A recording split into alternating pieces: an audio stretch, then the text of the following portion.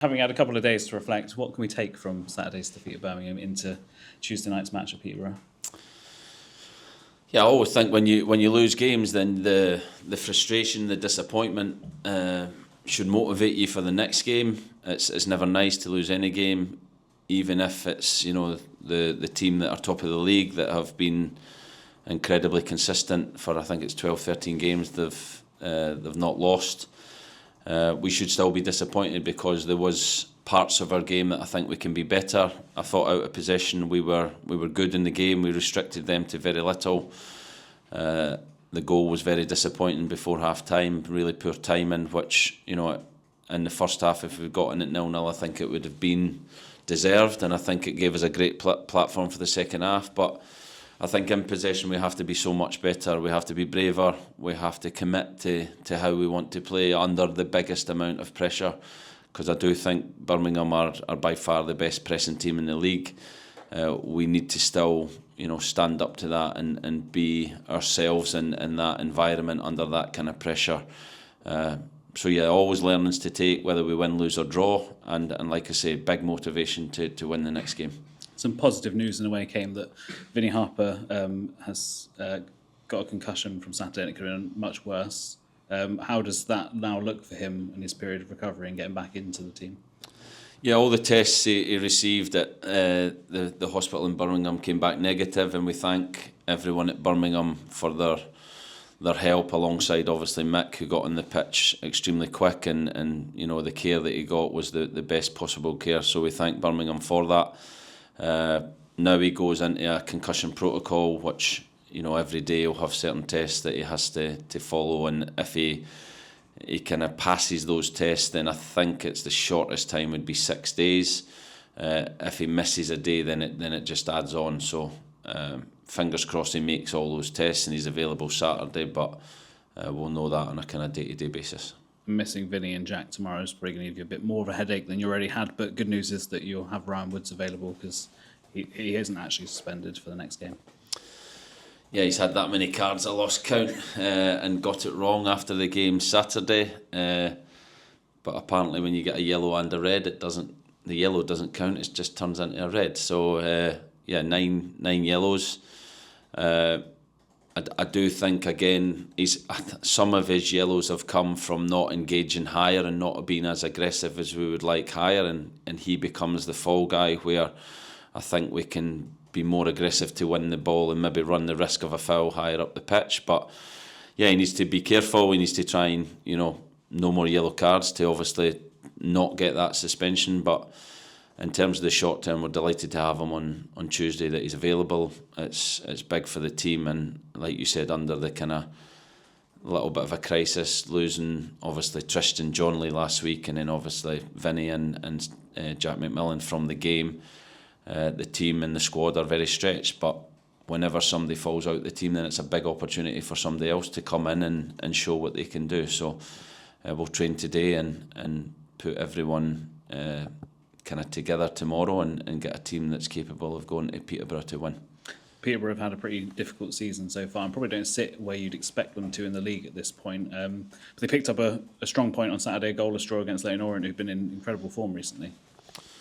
Yeah, and they're still a very dangerous team. I think we've seen that in the home game. They beat us. They were fantastic in their counter-attacking play that day, and we know the quality they have. We know they have a fantastic manager, an experienced manager who understands how to get teams out of this league and League Two. He's had several promotions on his CV, so we know how tough a game it's going to be. I think they're in a little bit of a transition period where they've signed some younger players again that they look to develop, and those players will be improving all the time. So even though they're below us, it's an extremely dangerous game and a really difficult game where we have to be at our very best. They've got some really strong attacking threats as well. What do you think is going to be key to kind of nullifying them and getting a win on tomorrow?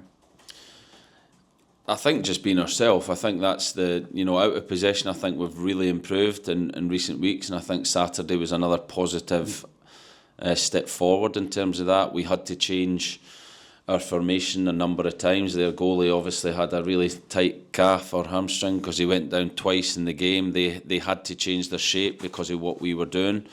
and then we had to adapt to that, which I thought we did extremely well. But we have to, in possession, improve a lot from what we did on Saturday with the bravery, starting from obviously the way we build and how we play through the third, and causing more problems in the final third. But that's not just an attacking issue. That is, for me, how we dominate the ball, how we create the free player, and how we play through is vital to how we attack and create more chances. So we have to be better at that, and I'm sure we will be. Can't believe I'm having to say this, but Caleb Watts was subject to racist abuse on Saturday, and that was the second time in the last couple of weeks that one of our players has had this happen to them. I mean, it's appalling that it's still happening in 2025. Yeah, it's shocking. It's my kid's seen it on social media in the car and showed me, and I just think in this day and age it's incredible that it's still happening. And credit to Josh and to Caleb, obviously, at the weekend for making a point of it, because I think the more examples we can make of these people and show it up, then hopefully that is a way of trying to eradicate it from not just football but from society. So the club put out a statement straight away, which I think was strong, to show that what our stance is as a football club, and behind the scenes we'll give Josh and Caleb the support they need to obviously get over things like that. It just can't happen anymore, and we need to try and kick it out of the game and kick it out of society. Absolutely. And when you look at our results in the league, that's three defeats on the bounce, but there's been some real positives that we can take into Tuesday. There's been great moments in those games that we can take forward into this next run of games.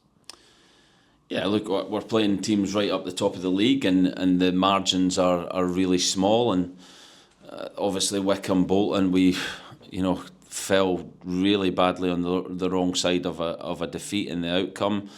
Saturday, whilst we look at performance and we look at process and how we can be so much better, we're still in the game with 15 minutes to go against a team that's definitely going to win the league and be a real threat next year in the Championship. So it's not all negative. We have performed well the 3 games previous. Out of possession, I thought we were good on Saturday, and we need to get back to being ourselves in possession. And when we do that, as we showed against Oxford, we can beat anyone, even teams in the Championship. So the main focus is on us and how we perform, and if we do that, then I'm sure we can turn the negative outcomes and the negative results in recent games in the league into positive ones quickly. I'm going to have to ask you as well, are we likely to see any movement in the transfer window this week? Possibly. We're working hard, obviously preparing for games, but then out with that at the moment in January and transfer window time, you have to look at players, speak to players, go on Zooms to obviously meet players and get character references and different things. So we're all working hard to try and do that, and hopefully there'll be some fresh faces to add competition to the squad, and kind of maybe next week and right up till the end of the window. With Tristan leaving and John Lee's kind of longer term injury as well, has that changed the amount of players that you need to look at bringing in? Yeah, I think it has. We were planning on a quiet window. That was my hope. I'm not a big fan of January, but with Tristan leaving and then the John Lee injury in particular, that's kind of really left a hole in defence. Obviously, Sweens is out as well at the minute, so we're really light there at the minute, and we'll look to try and strengthen in that area as well. So it's going to be busier than it was planned.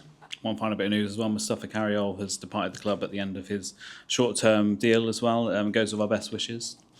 Yeah, Muzz was great. He came in at a time where we were really light in wide areas due to the injuries to Yannick, to Dimmy, to Pat, and was a great character and added great quality to the squad at a time of need. And we wish him well and we thank him for everything he done whilst he was at the club.